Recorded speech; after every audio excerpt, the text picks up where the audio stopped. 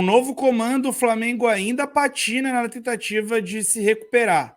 Gabriel Barbosa, Gabigol ou somente Gabi, como ele tem gostado de ser chamado, está sendo muito questionado por uma parte grande da torcida do Flamengo. Então eu decidi avaliar aqui nesse vídeo a performance dele, comparar com ele próprio e comparar também com o resto dos atacantes da Série A.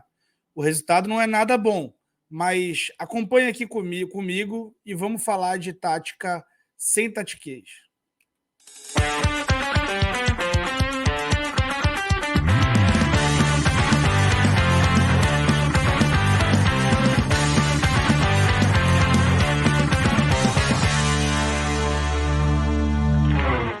Se você caiu aqui pela primeira vez, eu já aproveito para te pedir inscrição, like, né, que você siga o nosso canal. Nossa meta é bater 50 mil inscritos até o fim do ano. Bom, então vamos comparar o Gabriel com ele próprio primeiro, colocando esse gráfico aqui que vai trazer para a gente algumas informações. Eu vou colocar logo aqui, fazer umas marcações na tela para ficar claro. Os dados em azul, eles são os dados de 2019, o melhor ano do Gabigol. Os dados em preto, ficou um pouco sumido aqui, de 2020.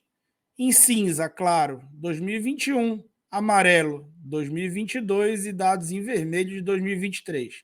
A linha verde representa os últimos 15 jogos do Gabigol, onde incide essa péssima fase do centroavante. Então, em gols por jogo, a média dele do ano é 0,48, que, claro, é muito abaixo de 2019, mas está dentro do contexto de 20 e de 22. Então, não seria esse o problema, né? Um gol a cada 2 jogos não é exatamente ruim, apesar desses 15 jogos de seca. Quando a gente vai analisar o XG, o XG, o que é o XG, gente? Esse é o dado que a gente vai explorar muito no vídeo de hoje. E vamos rapidamente para lá, porque você vai entender e vou fazer um ranking para você entre os atacantes da Série A. O XG ou XG são os gols esperados. Tá? Então, quantos gols são esperados pelo contexto? Então, baseado no local onde ele finaliza, o contexto da finalização dele, o algoritmo matemático lá já espera que ele faça um determinado número de gols dentro de uma normalidade para aquela liga, para aquele meio, para aquele ambiente. Então, esperava-se em 2019 que ele fizesse 0,63 gol por jogo, ele fez 0,74. Agora, esperava-se que ele fizesse 0,53 e ele está fazendo 0,48. Mas nos últimos jogos, espera-se que ele faça 0,36.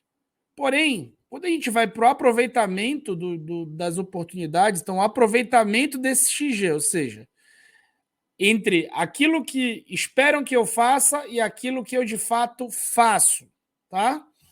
E aí o Gabigol cai de 0,90 no ano, que está dentro do contexto ali. O ano de 2019, por exemplo, ele estava bem acima desse XG. Você até podia ter a impressão que ele perdia muito gol, mas a efetividade dele era grande, a contundência dele era grande. Nesse recorte de 15 jogos, a contundência dele representa esse dado aqui. 0,37, ou seja, 1/3 dos gols esperados é o que ele tem feito. Esse dado é muito, muito, muito, muito ruim, falando de futebol de alto desempenho, tá? Em termos de assistência, a gente tem a impressão de que ele tem criado mais, mas na verdade é um número que está dentro do contexto. Os passes para chute melhoraram, e melhoraram desde a última temporada, mas nos últimos 15 jogos também isso não está destacado, não, tá? Para você entender, os últimos 15 jogos iniciam no primeiro jogo da Recopa Sul-Americana diante do Del Valle. Vamos continuar aqui. Quando a gente vê a quantidade de chutes por jogo, a gente vê que nesse ano ele tem finalizado na medida que ele finalizava em 2019. Só que nesses últimos 15 jogos ele tem finalizado menos. Porém, toques na área também muito menos nos últimos 15 jogos, 2,73. E os toques na área têm baixado ao longo dos anos, né? Então ele tem conseguido encostar menos na bola dentro da área, tá? E isso é um dado interessante. Faz parte também do plano tático, porque agora ele joga com o Pedro, que é um cara que ocupa essa área. Mas nos últimos 15 jogos, esse dado está muito abaixo até desse histórico mais recente. E agora, gente, eu preparei um ranking de efetividade, um ranking de contundência, tá? Então, entre os gols que o jogador faz, os que ele deveria fazer, os gols esperados, e o aproveitamento desses gols esperados. E, gente, o aproveitamento do Pedro, o ano que faz o Pedro, é um negócio espetacular. O Pedro lidera com folga esse ranking, com 21 gols na temporada, o artilheiro da temporada entre os jogadores da Série A. O Pedro tinha o XG ali, os gols esperados, e menos de 12. O aproveitamento dele é quase o dobro da quantidade de gols para o que era esperado dele. O Gabigol no ano fica em 17º. Entre os caras que tem 10 gols ou mais, ele fica na frente só do Everaldo na temporada. E fica bem atrás de outros caras, com um aproveitamento de 0,90 no ano. E 17º já não representa muito o Gabigol, mas tudo bem. É um ano ali difícil, tranquilo. Quando a gente vai para o recorte dos últimos 15 jogos, gente, é assustador. Porque aí o Gabigol vai para último nessa lista, né? Ele passa a ser o jogador que tem o menor índice de efetividade de toda a Série A entre os atacantes ou segundos atacantes, entre os centroavantes ou segundos atacantes. Tem time que tem 3 jogadores aí. O Fortaleza, por exemplo, tem o Galhardo, o Lucero e o Silvio Romero. Os 3 estão na frente do Gabigol. O Palmeiras tem o Flaco Lopes e o Rony, os 2 na frente do Gabigol. O Atlético Paranaense, o Vitor Roque e o Pablo, os 2 na frente do Gabigol. Então, assim, realmente são dados que preocupam muito. Como eu mostrei para vocês, dentro da normalidade dele, ele tem números muito melhores do que esse, mas esse recorte dos últimos 15 jogos, que é um recorte grande, não é uma amostragem tão pequena, demonstra uma contundência muito, muito baixa do Gabigol, e isso acaba não justificando a presença dele no time. E aí eu vou explicar por quê, né? O Flamengo, taticamente, se comporta mais ou menos nessa formação, e o time forma aqui 2 triângulos ofensivos na hora de atacar, com os 2 atacantes fazendo a ponta desse triângulo, né, o centro desse triângulo ali na área, e o ponta ou ala e o meia, né? Só que quando a jogada se desenrola, como o Gabriel não é um cara que gosta de jogar de costas ali e o Pedro acaba ocupando muito espaço dentro da área, o Gabriel acaba indo para a zona despovoada e o contexto fica mais ou menos assim, né? Um 3-2-5. E o Gabriel fazendo a meia. A meia é uma função ali que ele tem até jogado bem na distribuição dos passes. Mas será que vale a pena você ter o Gabigol para fazer passes, ou o Flamengo tem caras melhores para fazer isso e que de repente possam ter uma contundência maior nesse momento? A gente tem que lembrar que o Pedro lidera aquele ranking lá. Então, a troca de um pelo outro, ela é um pouco fora de cogitação no momento. E aí, a gente vai lembrar como o Flamengo tem jogado, né? O Flamengo tem acabado concentrando muita gente ali e com pouca gente para criar, concentrando muita gente em último terço e com pouca gente para criar. E acaba que o Pedro, que precisa de espaço e que atrai marcação, acaba encontrando uma zona ainda mais concentrada pelo Gabigol. De repente, se o Flamengo consegue colocar um criador no lugar, e a faixa de campo que o Gabriel iniciou o último jogo é quase que exatamente a faixa de campo onde o Everton Ribeiro joga, né? Ele, dependendo de uma das 2 formações, né? Ele participa muito menos do jogo. Então, o Everton Ribeiro participou 45 minutos do jogo contra o Botafogo e tocou na bola 56 vezes.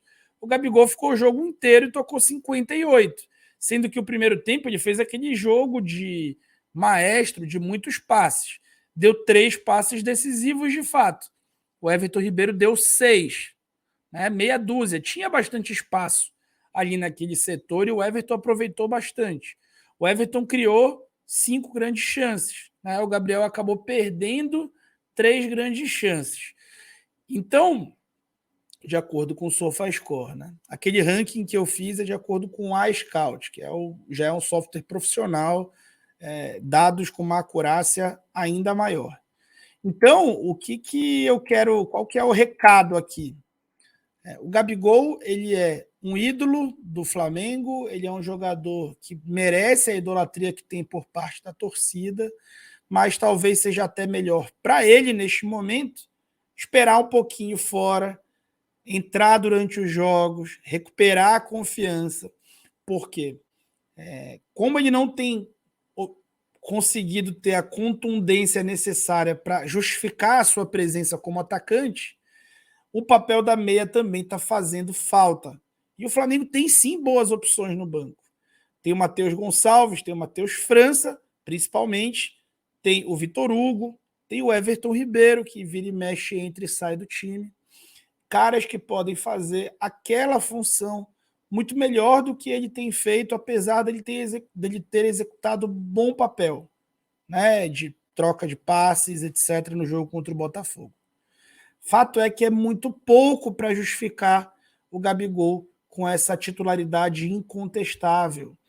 Não estou pedindo o banimento dele, estou pedindo o fim de uma titularidade incontestável que não está se justificando dentro de campo. E aí eu provei para vocês e mostrei dados disso. Quando a gente coloca, é uma distorção muito grande comparado a caras que atuam no mesmo contexto. Existe uma diferença ou outra de contexto, de nível de enfrentamento? Existe. Mas também existe a diferença do time que entrega mais chances. Quanto mais chances ele tem de fazer gol, mais ele reduz essa variância para não ficar com um número tão ruim dentro da estatística. Mas mesmo tendo muitas chances, ele acaba tendo um número muito, muito ruim dentro da estatística. Enquanto o Pedro, seu colega de time, lidera com folga. Então, acho que, minha opinião, é momento do Sampaoli até preservar um pouco o Gabriel das críticas, ele treinar um pouco mais alguns fundamentos, voltar aí, fazer um trabalho de confiança para voltar para o time titular e ser muito importante de novo e ser mais uma vez histórico para o clube. Qual é a tua opinião? Diz aí para mim nos comentários, sem rancor, sem exagerar na crítica, é um jogador muito importante e aqui a gente está fazendo um trabalho profissional e não uma caça às bruxas. Valeu!